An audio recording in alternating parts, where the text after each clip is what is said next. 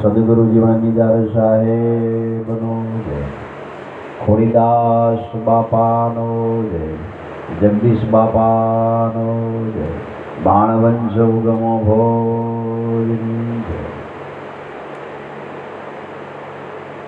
આજે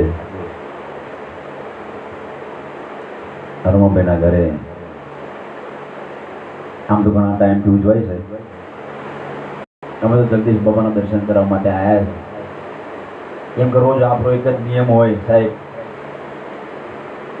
ગમે તે સદગુરુથી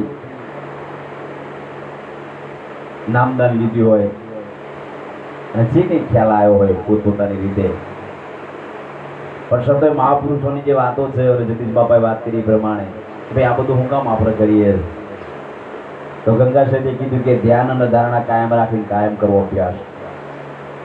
આ ધ્યાન અને ધારણા કાયમ રાખવી અને કાયમ કરવો અભ્યાસ. બારી ગયા પછી તૃપ્ત નહીં થઈ જવું એવો રાખો કે હૃદયમાં ઉલ્લાસ. ઘણા 6 મહિના 12 મહિના કદાચ તાતા એને બંધાઈ દે અને પછી આ જગત તો એવું છે માયાવી દુનિયા કે રંગ ઉડી જાય. ત્યાં ભજન ઘણી વાર ગાતા હોય ને તો ખાલી એ માણાનો ચહેરો જોઈને આપણને ખબર પડે કે ગુરુની વાતો કરો, હાથમાં દોરો હોય પોત ગોઠાવે એટલે બનાવવાની વાતો કરે એમ બીજા. બાકી ગુરુ પર જ નિષ્ઠા હોય તો દોરા છે ને એમ કેવો, પણ આપણે કોઈ ઓગરી ના કરાય, પણ એ દોરા બોધી ગાતો ને એમનો વિચાર કરાય કે ગવાય નહીં સાહેબ. એટલે ગુરુની મહિમાન ગુરુની વાતો સાહેબ જુદી છે. કેમ કે મહાપુરુષો વાત કરી કે પ્રગટ પુરુષ ગુરુ છે. પ્રથમ જ પુરુષ ગુરુ જેને વિલસિત કર્યો છે આ વિસ્તાર. આ જગત તો ગુરુની સ્થાપના છે, આમાં સદગુરુ રહ્યા સરદાર. આ જે મહિમા જેને સમજાઈ ગયો કે આવડું મોટું અનંત બ્રહ્માંડ જે રહ્યો ગુરુ સિવાય કોઈને બનાવ્યું નહીં, અને આવડું મોટું બ્રહ્માંડ જે રહ્યું તો પછી બનાવનારો કેટલો મોટો હોય.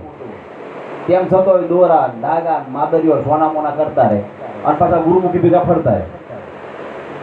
એટલે પોતાનો વિચાર કરવાનો આવે કે આ બધું જે રહ્યું કરતા હતા આપણે કેને બનાવીએ છીએ. બાકી જેને જેને બાપા સંતો મળી ગયા તેને પ્રતીતિ થઈ ગઈ. કેવું છું કે સદગુરુની પ્રતીતિ જેવી હોય છે કે ધર્મ ધુરંધર્મ ને સદગુરુ મળ્યા, આ સદગુરુ મળ્યા જીવન નિદાન.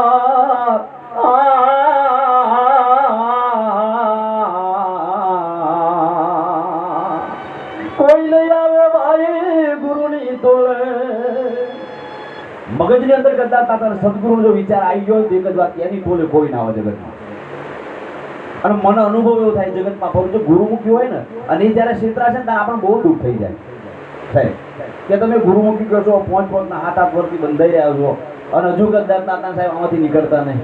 હવે જગદીશ બાપાએ કેવી વાત કરી કે રવિ સાહેબ બોલે લાગી જાવ કલેજ જેને છેદ ગુરુનામાં વૈદ હું જાણે વાતો, પ્રતિવતા નારો હોય પદરમેન સોય જાણે પીઓની વાતો.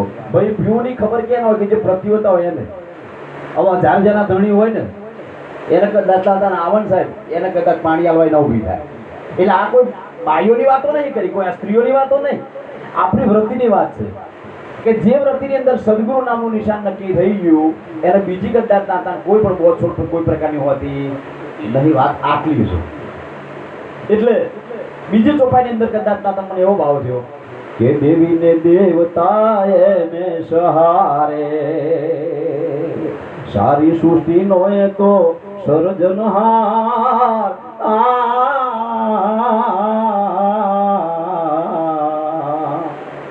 કહેવાનો મતલબ એટલો છે કે દુનિયાની કોઈ પણ કદાચ તાતા મોટી દેવી હોય, અનંતનો પાર કદાચ તાતા ને ત્યાં પબ્લિક રહેતું હોય, કંઈક લોકો કદાચ એને પૂછતા હોય, પણ વાત એટલી જ ખાલી કે ભાઈ દેવીને દેવતા તો એને સહારે. કેના? સદગુરુના સહારે. મારો જે સદગુરુ છે એના સહારે છે બધું. હવે ગુરુમુખી જે રહ્યા ને એ કોઈ દેવીનો કદાચ ચમત્કાર જો તો ત્યાંથી ઉભા રહે. હવે આમ ક્યાં પ્રતિનિધિ પડી એમ કહો. જો પ્રતિનિધિ પડી જ ગયું હોય તો સાહેબ એટલો ખ્યાલ આવે કે જેટલું તમને દેખાય છે બધું મારા ગુરુના સહારે છે. આ દેવીને દેવતા એને સહારે, સારી સૃષ્ટિનો એ તો સર્જનહાર.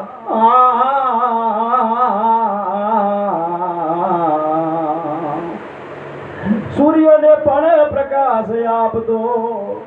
હવે વિચાર કરો કે આજે વિજ્ઞાન આટલો બધો વિકાસ કર્યો, ચંદ્ર ઉપર જાય છે, મંગળ ઉપર જાય છે, હજુ લગન તો મને જણાવવાનું સૂર્ય ઉપર ગયા. સૂર્યનો હિસાબ કરે ખરો એમ કે ભાઈ પૃથ્વી જેની ના કરતા 13 ગણો કરતા તો સૂર્ય મોટો છે, અને એના પ્રકાશનો તો હિસાબ એવો કર્યો કે આટલા વર્ષોથી આટલા યુગોથી કદાચ તમને પ્રકાશ આવી રહ્યો છે, ઓછો થઈ ગયો કોઈ કહેતા નહીં. આપણા ઘરમાં ગેસનો બાટલો મહિને પતી જાય, ફેમિલી વધારે તો મહિનામાં કહો તો 2 થઈ જાય, કોઈ ઓછું ફેમિલી તો 2 મહિના ચાલે, પતી જાય ખરું. આપણું લાઇટ બિલ આવે, બીજું બધું કદાચ બર્તન હોય તો કદાચ ઓછું થઈ જાય, લાકડા બારતા કે પણ ઓછા થઈ જાય, પણ સૂર્યનો પ્રકાશ ઓછો થઈ ગયો કોઈ કહેતા નહીં.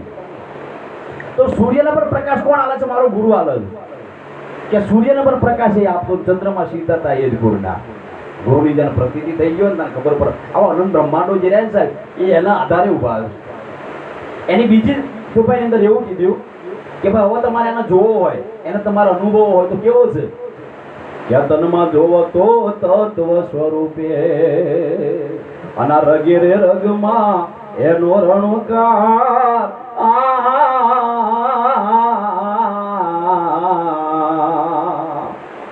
અનુભવ કરવો હોય તમારે તો આ તનની અંદર તત્વ સ્વરૂપે છે, રગે રગમાં એનો રણુકાર છે. પણ મળે છે કેવી રીતે કે સમર્પણ ભાવે ભાઈ સહેજમાં મળે આ તો બળ કરો તો નાવે હાથ. ધર્મ ધુરંધર મને સદગુરુ મળ્યા. આ કેના હાથમાં નહીં આવતો કે જે બળ કરે છે ને. જગદીશ બાપાની વાત જ્યારે તમે સાંભળો તો લગભગ આખી વાત છે ને એનો શારીરિક જાઓ કે તું સમર્પણ થઈ જાય. અને દરેક મહાપુરુષોની આ વાત છે કે ગુરુ જ્યારે એની અંદર તું સમર્પણ, લગભગ 90% બધા બુદ્ધિ દોડાવે છે. રમાભાઈ, આ બુદ્ધિ જે દોડાવે ને, જે બળ કરે ને એના હાથમાં ના આવે. એ કયો દાખલો છે કે 5 પાંડવોની અંદર ભીમ જે રહ્યો ને, એને જ્યારે માં જ્યારે ખાવાનું આલે એટલે ભીમને કે બેટા તું ખાઈ લે. એટલે ભીમને એક વાત યાદ આવી કે માં મારાથી શક્તિશાળી બીજો કોઈ ખરો? હવે માની આગળ એમ કે મારાથી બીજો કોઈ શક્તિશાળી ખરો? એટલે માં કે એ વાત જવા દે, તું ખાઈ લે. એટલે આનો રી ચડી કે માં ખાલી એક વાર તો એવું કહી દે કે મારાથી બીજો કોઈ શક્તિશાળી ખરો કે ભાઈ તું ખાઈ લઈને ટાઈમ થયો છું. ત્યાં એક ટંક ના ખાધું મનોજાર. હવે એક ટંક ના ખાધું તો માને એમ લાગ્યું બીજા ટંક તો ખાઈ લે હે ને. તો બીજા ટંક જયારે ખાવાના થયા ને તાણે પાછું પૂછ્યું કે ભીમ ખાઈ લે ને, હવે તું તને ભૂખ લાગીએ કે મારાથી બીજો કોઈ શક્તિશાળી ખરો? એટલે માને એવું થયું ભાઈ તું ખાઈ લે ને બાપા, તો બીજો ટંક ના ખાધું. ત્રીજા ટંકની અંદર જ્યારે ખાવાનું આવ્યું તો એને એક જ વાત કરી, માં એક વાર ખાલી મને એમ કહી દે કે મારાથી બીજો કોઈ શક્તિશાળી ખરો. એની માએ ના જવાબ આવ્યો એટલે રિહાઈ નીકળી ગયો. હવે રિહાઈ નીકળી ગયો, જેનો ભાવ હોય ને ભેટા એનો મળે છે. એટલે કે ભાઈ જંગલની વાટે નીકળતા નીકળતા ઘણું દૂર નીકળી ગયો. એક એવો કદાતા રાક્ષસ કદાવર, મોટું વિશાળ કાયા અને મોટો પર્વત જેમ આડો પડ્યો એમાં હૂતો. અને ભીમે આને જોયો કે ગજબ કહીને કે આવડો મોટો કોણ પુરુષ છે? પણ આ તો હૂતો હતો. હવે એને જગાડવા માટે એક મોટો કદાતા શિલા લેપ પડેલી તૂટી ગયેલો ડુંગર એનો ઊંચો કરી અને પેલાના શરીર ઉપર મારે. એ પેલો જાગ્યો. પણ હું કે ખબર જીધુભાઈ, એ છોકરા કાકરી સારો ના કરે. હવે ભીમ વિચાર કરે મારો બેટા આવું મને એમ કે છોરા આ કાકરી સારો ના કરે. આવડો મોટી કદાતાને આખી શિલા મારી તો ખાલી એટલું જ કહે છે કે છોકરા કાકરી ચારો ના કરતો એમ. એટલે પછી મનોમન વિચાર કરે મારું સગ બરોબર હવે અહીંથી નીકળી જવું કરવાનો આધાર કાર્ડ ના બતાવવા. એટલે જેવો કદાતાના દોડવાનું થયું એટલે પેલો હુંતા હુંતા એમ કે તું ગમે તેટલું દોડીશ, સૂર્યના હાથમાં થાય ને એના પહેલા હું તને પકડી લઉં. એ પછી તો હૃદયના તાર દમ થઈ ગયા હતો કે આ ગજબ કરી નાખ્યો, પકડી લેશે. પછી તો દોડ્યો, એટલો બધો દોડ્યો, પાછળથી અવાજ આવ્યા કરો ગમે તેટલું દોડીશ ને તો સંધ્યાનો ટાઈમ થાય એના પહેલા હું તને પકડી લે. અને પછી તો બહુ બીક લાગી. ડૂબતો માણસ હોય ને તણું પકડી લે.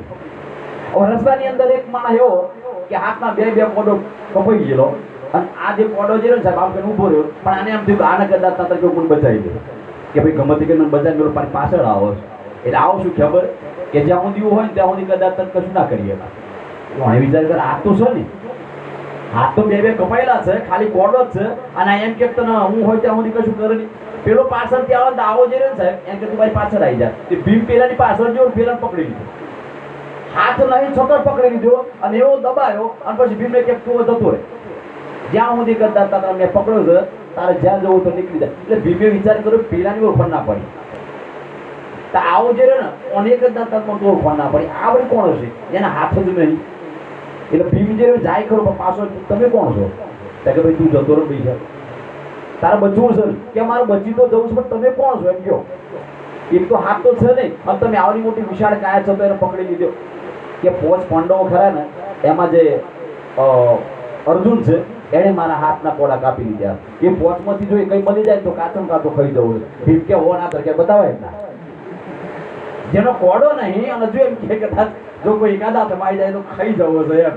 પછી ભીમજી સાહેબ દોડવા મોડે એની મારા હાથ કે ખાઈ લેવું છે કે માવો ખાઈ લેવું આમ શાંતિ કોઈ દાનની પૂછે એમ ભાઈ સાહેબ જેદન મળે તો ખ્યાલ આવો રમણભાઈ. બાકી લગભગ 90% બુદ્ધિ દોડાવતા હોય બધા. આપણે તો વધારે ભણેલા ને આપણા ગુરુ તો મોટા સાહેબ નહીં. હવે વિચાર કરો, પેલા આપણે મયુરીબેન ગાતા હતા ભજન, લાભુ દાદા કરતા હતા જે ઉગારામ દાદા માટે જે શબ્દોનું જે વર્ણન કર્યું છે કે સખી આજ અમારે આગણીએ અવધાર્યા સૌદરે એ ભુવનનો રે નાથ એ ઉગારામ મારે આગણીએ. ભજન આપણને સારું લાગે છે, પણ બધા બે વિચાર કરજો સાહેબ કે લાભુ દાદા એટલે કેટલો મહાન વ્યક્તિ.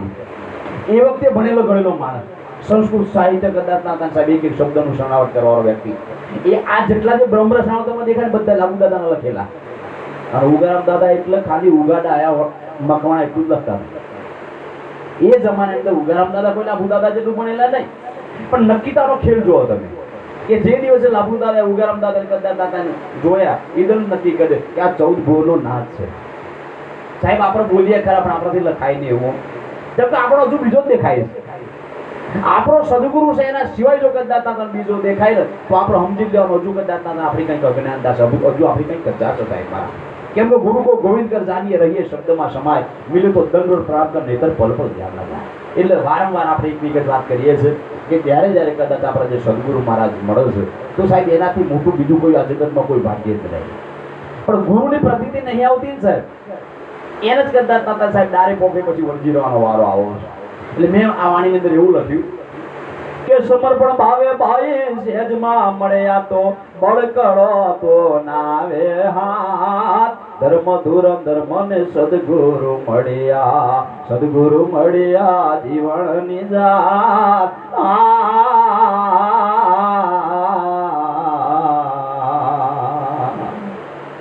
પછી ત્રીજી ચોપાઈની અંદર એવું લખ્યું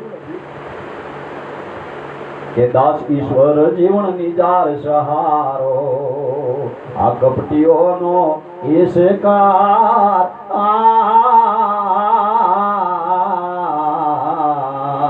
મનથી વાણેલો મહાદેવ સમારો ઉપલા કૈલાસ પર એ વસનાર ધર્મ ધુરંધર મને સદગુરુ મળ્યા.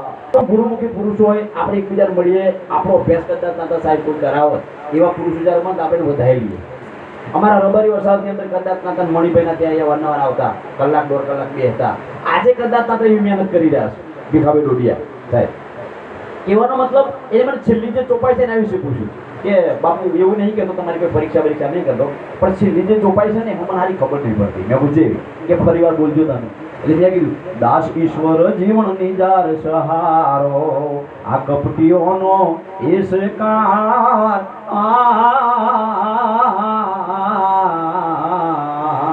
મનથી માનેલો મહાદેવ મારો ઉપલા કૈલાસ પર એ વસનાર ધર્મ ધુરંધર મને સદગુરુ મળ્યા. આમાં હું કેવું છું, તમે કયા પોઈન્ટ ઉપર કીધું છે? કેમ કે મહાદેવ કહેતા લોકો કરતા આવો છે શ્રાવણ મહિના એટલે કોઈ એની વાત તો નહીં કરતા ને. મેં કહું માનવ માત્ર દેવ છે અને મારો ગુરુ છે ને મહાદેવ છે. બોલો સદગુરુદેવની જય. આપણો ગુરુ છે મહાદેવ છે સાહેબ, બાકી માનવ માત્ર છે બધા દેવ જ છે. કોઈ દેવથી કોઈ ઓછા છે નહીં, પણ ગુરુ આપણો મહાદેવ છે. જેટલી તમને દેખાય છે આ બધી જીવતી લાશો છે અને ગુરુ તો કૈલાસ છે. કૈલાસ એટલે કઈ ડુંગરા ઉપર છે એમની વાત નહીં. આ જીવતા જાગતા બધી લાશો જ છે. હવે આપણે તે સમય વાત ના કરી અડધો તો એ ખબર નહીં પર આપણે હું જન્મ્યા છે. બોલો સદગુરુદેવની જય. સમજાય છે કેવું છે? આવું ટૂંકમાં શેના માટે જીવે છે, કેમ જીવે છે, કોઈને ખબર નહીં સાહેબ. મારા આડે ધર કરતા હતા આ માણાના દેહ મળી જાય ખરા, પણ માણસ તો નહીં હો સાહેબ. માણસ તો ભોગ છે સાહેબ કે જેને કદાચ ના થાય ને આ વિશે બાપાએ વાત કરી એમ કે યોગ કરવાવાળા ઘણા છે પણ યોગ વાળા કોક છે. કે સદગુરુ મહારાજની કદાચ ના થાય સાહેબ શેર પણ કદાચ ના થાય આપણને થાય કે ભાઈ અડધો કિલોમીટર આપણાથી દૂર જતા રહ્યા છે. તો આપણા જીવન બાપાનો ભીમ સાહેબના એવા દાખલા છે કે જ્યારે જ્યારે મુલાકાત થતી સાહેબ તો ભીમ સાહેબ જે રહે ને એનું ગામ આવી જાય ત્યાં સુધી કદ નાતા નહીં જતા. આ ગુરુના શિષ્યના એવા નાતા. અને આપણે ત્યાં ગુરુ આવ્યા છે કોઈકનું આમંત્રણ લે ને તમારો ગુરુ બોલાવ્યો એમ કે પછી આપણે કે મારા ગુરુ આવ્યા છે કે હવે રોકાવાના છે. હવે એનો હું જવાબ આલવાનો? ઘણા એમ કે રોકાવાના છે કે એટલે પણ એ તો રોકાવાના પણ તારો શ્વાસ કરતા જોતરે શું કરે કે હે એટલે ગુરુ આયા અને જો કરતા તમારા ભાવ કરતા એવા ના હોય સાહેબ એને તો ગુરુમુખી કહેવાય છે સાહેબ. ઘણા કરતા અમારા જીવનના મને એવા દાખલા છે મને અનુભવ છે સાહેબ. અમે સવારે કરતા હતા અમારી ચોકડી પરથી નીકળીએ તો 2-4 જણા તેમ કે બાપુ પર જન્મદિન આવ્યો. હા એ અમને કહેતા હોય તો પછી આપણે એમ કે કાલે આવું કે કાલે સેટિંગ નહીં એમ તાર સેટિંગ છે ને કે અમારે તો રોજ બધું હોય ને એટલે કહેવાનો મતલબ એ ખાલી કહે છે એમ હકીકતમાં કોઈ આવું નહીં સાહેબ. એટલે રમણભાઈના ત્યાં જે કરતા હતા ને આજે પહોંચમ ઉજવાય છે ઘણા ટાઈમથી મને એવો ભાવતો હતો એકવાર જવું છે એમ રમણભાઈ અને આજ વળી ભાવ થઈ ગયો તમારા દર્શન માટે આવવાનું થયું છે એટલે વિશેષ વાત ના કરતા આટલાથી જ માણીને વિરામ આલું છું. બોલો સદગુરુદેવની જય, સનાતન ધર્મની જય, ઉગમ ફોજની જય.